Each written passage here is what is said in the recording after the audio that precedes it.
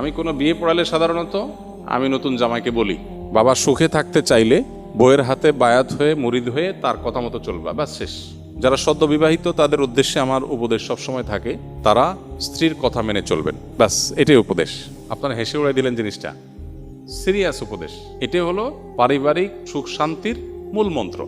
আমরা এর আগে কোথায় যেন বলেছিলাম যে আমাদের অফিসে যত মানুষ পারিবারিক দ্বন্দ্ব কলহ নিয়ে আসে, এগুলো নিয়ে যারা ওলামা একরাম যারা এগুলো সমাধান করেন, তাদের এক লাইনে কনক্লুশন হলো, যত কেস তারা এই পর্যন্ত ডিল করেছেন এই সব কেসের সামারি হলো, যেই ঘরে অনেক সময় আমাদের ওখানে স্বামী স্ত্রী আসে, দুজনের মধ্যে দ্বন্দ্ব থাকে, এগুলো মিটাবার চেষ্টা করে আলেমরা, কাউন্সিলিং করার চেষ্টা করেন।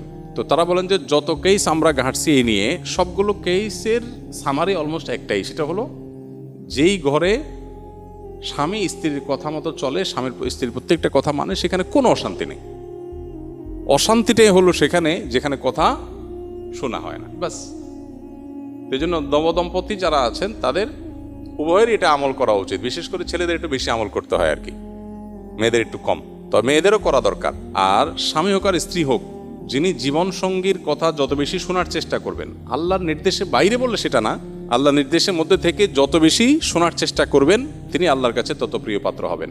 মুত্তাকি হিসাবে তত ভালো মুত্তাকি হইতে পারবেন। দাম্পত্য জীবনে আপনার সঙ্গীর সাথে সদাচরণ করা, এটা তো আল্লাহর নির্দেশ। আল্লাহ বলেছেন, ওয়া আশিরুহুন্না বিল মারুফ, তোমরা পুরুষরা যারা আছো তোমাদের স্ত্রীদের সাথে সংসার করবে সুন্দরভাবে। একই কথা স্ত্রীদের জন্য প্রযোজ্য। অনেক স্ত্রী আছেন যে স্বামীকে সারাদিন জ্বালাতন করেন, অহেতুক কষ্ট দেন, ছোটোখাটো বিষয় নিয়ে বাড়াবাড়ি করেন। তো এখানে স্বামী স্ত্রী উভয়ের জন্য প্রযোজ্য যে নিজের সঙ্গীকে কত বেশি সন্তুষ্ট রাখা যায়। এখন সঙ্গীকে সন্তুষ্ট রাখতে গিয়ে বাবা মা নারাজ হয়ে যাচ্ছে কিনা, ভাই বোন নারাজ হয়ে যাচ্ছে কিনা, সেগুলো একটা ব্যাপার। তো এই জন্য ব্যালেন্স করাটা খুব গুরুত্বপূর্ণ।